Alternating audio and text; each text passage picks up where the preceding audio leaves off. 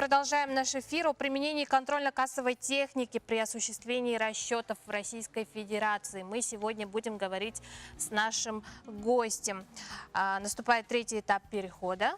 Да? Егор Амосов сегодня в нашей студии, исполняющий обязанности начальника отдела оперативного контроля межрайонной и ФНС России номер 5 по республике Саха-Якутия. Доброе утро. Доброе утро. Егор. Доброе.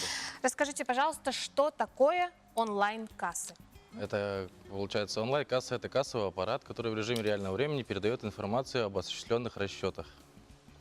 Передает информацию в налоговый орган, аккумулируются эти кассовые чеки электронные у операторов фискальных данных. Угу. Получается, что сразу же информация поступает в налоговую, и уже не надо никакой отчетности вести, да? Или как? Ну, практически, да. Ну, а кто должен довести ее? С 1 июля 2019 года все индивидуальные предприниматели, которые и организации, да, которые осуществляют расчеты, должны применять контрольно-кассовую технику. У нас было 3 этапа. Первый этап – это до 1 июля 2017 года, второй этап – 1 июля 2018, и третий этап – от 1 июля 2019 года.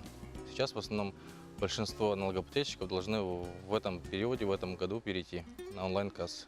А в каких населенных пунктах необходима техника? Так, во всех населенных пунктах должны применять контрольно-кассовую технику. Есть перечень труднодоступных и отдаленных сетей связи.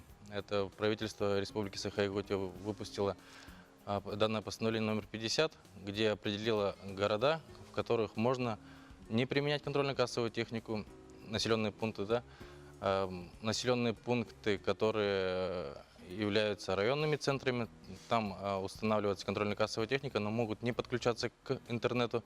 И 8 населенных пунктов республики, в котором обязательное применение контрольно-кассовой техники, в том числе и подключение к интернету. Ну какие это районы? Давайте озвучим. Да, это город Якутск, Алдан, Ленск, Мирный, Удачный, Айхал, Нерингри. В данных населенных пунктах, и Вилюйск, да, извиняюсь, данные населенные пункты должны в обязательном порядке иметь контрольно-кассовую технику и передавать информацию в режиме реального времени. Ну, в данных населенных пунктах нормально ли все с интернетом? Говорят, что да.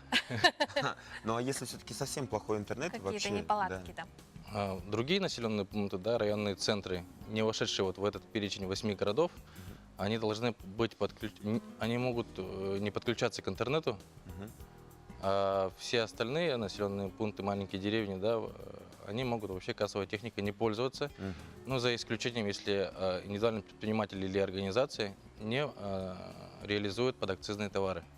Ага, а кто вообще освобожден? Есть ли такой вид деятельности, который освобожден от применения? Статьей номер 2 54 федерального закона определен перечень, закрытый перечень видов деятельности, при котором можно контрольно-кассовую технику не использовать. Это, получается, индивидуальный предприниматель на патентной системе налогообложения. Часть из них, ну там процентов 30, могут не применять контрольно-кассовую технику. И также пошив, ремонт обуви, уход и присмотр за больными, ну и так далее. Ну, этот весь перечень можно узнать у вас на сайте, да? Налог.ру. Можно увидеть это в законе федеральном номер 54. Соответственно, да. Ну, а что будет, если все-таки индивидуальный предприниматель, который, его деятельность подходит под то, чтобы использовать онлайн-кассы, но он их не использует и не переходит? Что ему грозит? За это предусмотрена административная ответственность в виде штрафа, предусмотрена Кодексом административных правонарушений статьей 14.5. В основном это часть 2. Неиспользование, неприменение контрольно-кассовой техники. Для индивидуальных предпринимателей штраф равен 10 тысячам рублей, для организаций 30 тысяч рублей, а за каждый случай неприменения контрольно-кассовой техники. Ага, ну штрафы, они единоразовые или как-то вот выявили, оштрафовали, все? Можно в зависимости от проведенной проверки, да, можем моментально выявить и проверить невыдачу или неиспользование контрольно-кассовой техники. Здесь же составляется акт. В случае проверки полноты учета выручки мы можем выявить нарушение за предыдущий год, потому что срок привлечения к административной ответственности по данной статье 1 год. А вот такой вот вопрос, да? Если человек оплачивает картой, ну, оплатил у индивидуального предпринимателя, да, ему поступил вот этот фискальный чек, вам информация через онлайн-кассы, и этот человек является, ну, госслужащим, который ежегодно там, доходы свои, да, как-то отчитываются, грубо говоря, за свои доходы. Как-то это отслеживается вот по этим онлайн-кассам? М, Ну вот, или нет?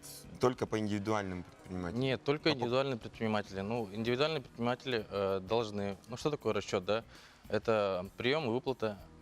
Расчет – это прием и выплата денежных средств, что электронными средствами платежа, что наличными средствами, да, за товары, работы и услуги. То есть индивидуальный предприниматель, который оказывает какие-то услуги, продает что-то, он обязан, в свою очередь, выдать подтверждающий документ о том, что он реализовал товар, работу, либо услугу. Он должен выбить кассовый чек потребителю, покупателю. Тем самым он, получается, не нарушает права потребителей. Что ж, Егор, огромное вам спасибо за полезную информацию этим утром. Мы желаем вам плодотворной работы и удачного дня сегодня. Спасибо большое.